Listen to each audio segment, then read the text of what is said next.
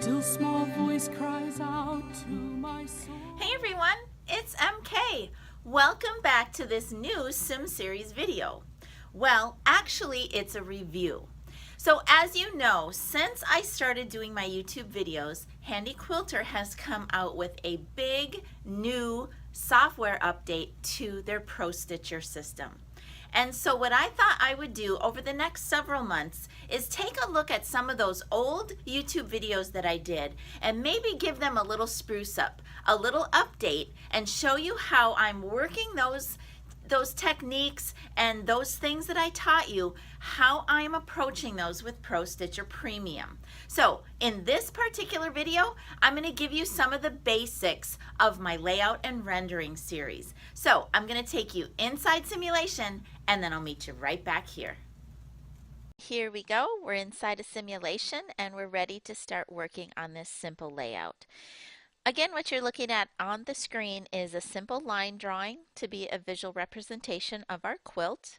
The measurements on that are 40 by 55 overall. It's a 5-inch border, which makes our inside measurements 30 by 45. All right, on the screen I have opened up the two designs that we're going to work with. And you can see that they're listed on the workspace. One thing I love about Pro Stitcher Premium is the new functionality surrounding workspace. And we'll talk about that a little bit as we go along. The first thing we're going to do is go ahead and create our area for the inside portion of this quilt. And I just said that that was 30 by 45, so we'll just go ahead and make it 30 by 45. And basically, since I'm revisiting this layout that I did in an earlier sim session, I'm going to try to build it basically the same that I did in the other video, just of course doing it now from within Pro Stitcher Premium. Okay, so once we have our area built, obviously our little line drawing is not aligned properly. We want to make sure we have the select button depressed, and then from workspace, I'm just going to go ahead, select my line drawing, go into modify, align, and this new button that we have in Premium, I use it a lot when I'm doing layout and rendering. It just centers whatever you have selected in both directions. So you could actually hit that button and that button, but this one accomplishes the same thing in one fewer step, right? Okay, so there we go. And then I'll just refresh so that we can see it on the screen. So first things first, we would want to go ahead and drop that pantograph into the center. This is a free pattern, just a simple stipple pattern that comes free with the Pro Stitcher. All right, if you've taken any of my online classes, you know we focus a lot on start and stop points, and I like to have them at the top of a pass or a pattern or a block whenever possible. All right, so the first thing I'm going to do on this, since it's not a directional pattern, I'm just going to go into Modify, Rotate, and I'm going to go ahead and flip that to the top. For this video, I'm going to leave the default size at what it is. You can see it there on top. So I have my pattern open and selected. I have my area built. I'm just going to go ahead and let Pro Stitcher do the work for me under repeat, under our basic repeat functionality, and we want to make sure we're on horizontal. That's one of the things with Premium that you may be getting a little mixed up. Even I have been working with this for several months now, and I sometimes get the wrong button depressed here in the repeat functionality. So we want to make sure we're on horizontal to start with, and we're going to hit the fit button and let Pro Stitcher do the work. We want to make sure we're on point to point. Just by scanning this, I can see that we don't need to adjust the gap distance on this particular pattern. So we'll just go ahead and with horizontal still depressed, I'm just going to go ahead and stretch that out, and then we'll switch over to vertical and we'll go ahead and stretch it. That looks pretty good to me. I'm just going to baseline, and then one of the things that I love, as I mentioned before about workspace, is in combination with baseline. Anytime you baseline, it takes you immediately over to the workspace listing, and I love that because I use the rename function a lot. So I'm just going to go ahead and clear this. I don't want that name. I'd rather have this called Inside Panto. Naming it over here does not save it, so we want to go ahead and save it because we're working in simulation. We're going to need this later. Now I'm going to stop right here and move along and address the border, but I just wanted to let you know that in my layout and rendering class number 1, we go through all of the functionality, how I approach doing inside fit pantos when it's actually time to step up to your quilt and stitch. All right, so if you're interested in that class, just hop on over to mkquilts.com into the video training store and go ahead and order up layout and rendering number 1 recorded in Pro Stitcher Premium, and we go through all of that functionality. But let's just move along really quickly so that you can see how I approach doing borders on a very simple layout. All right, so we are done with this area, but one of the new functions that we have with Premium is the ability to save an area, and I'm trying to get more into the habit of saving my areas as I'm building my layouts, because there may come a time when I'm working on a layout that I haven't decided, made my final decision rather, on what I'm going to use. And maybe I want to go back and change something. And it's pretty easy to create an area from scratch, but why go ahead and repeat that if you can just go ahead and save it, right? So how about we just call this our inside area? Okay, so now if I need to go back to that area, I can really simply pull it up. But we're going to move on and we're going to go ahead and extend our area to cover the entire area of this quilt. So we'll go back into area. We said that our overall dimensions were 40 by 55. Okay, now once we've created a new area, our layout is not aligned properly.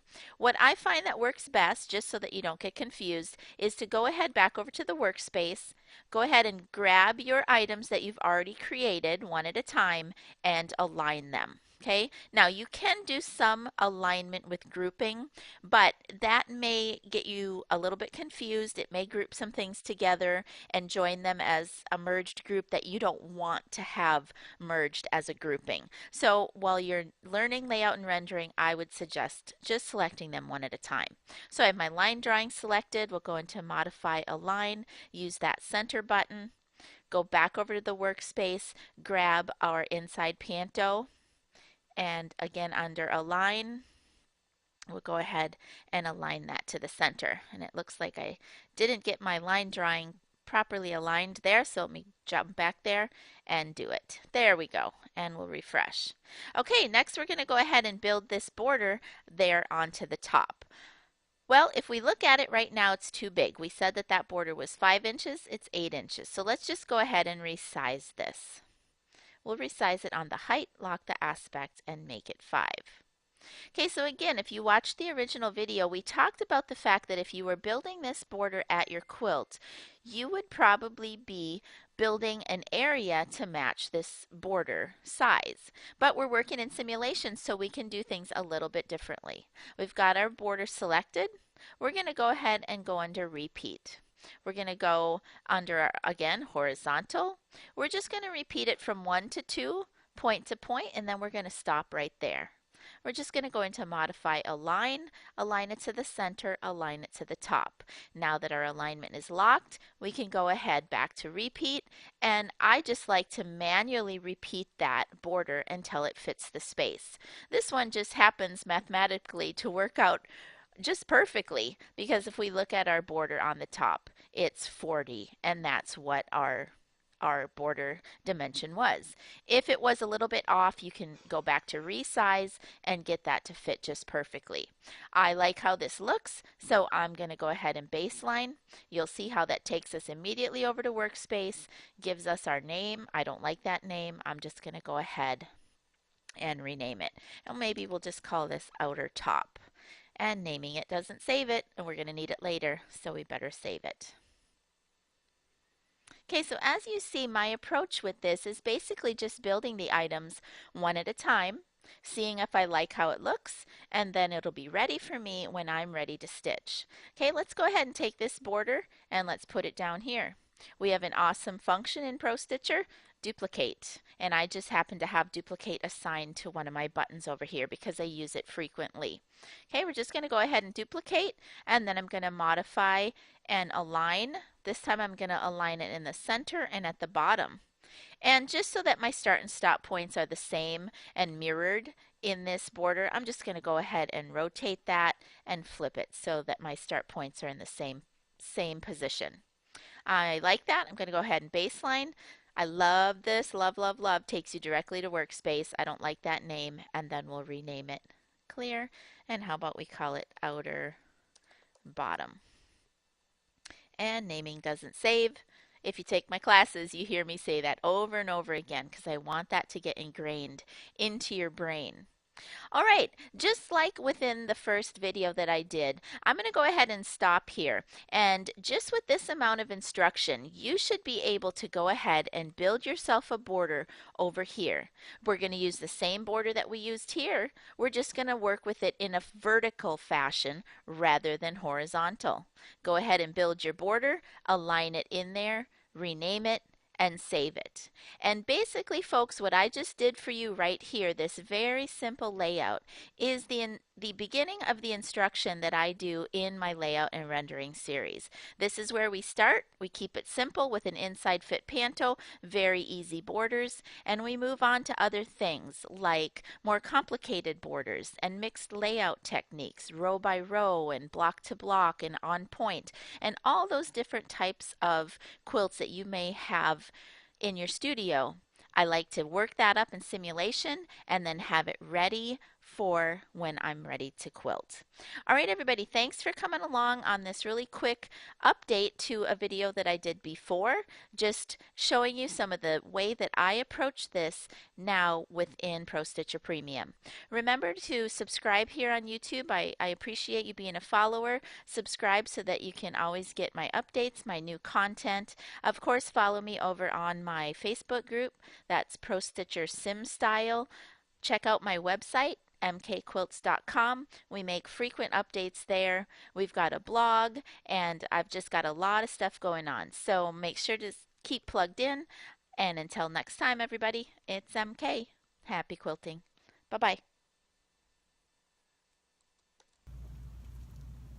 So there you have it. Just a simple way of working with one area box and building the items for a quilt.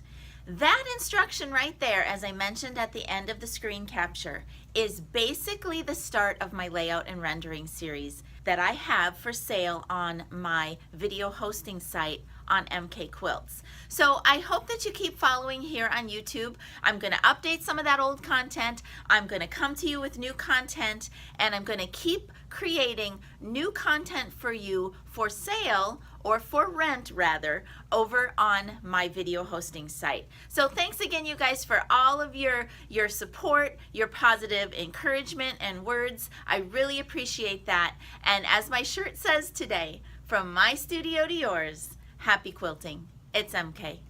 Bye-bye.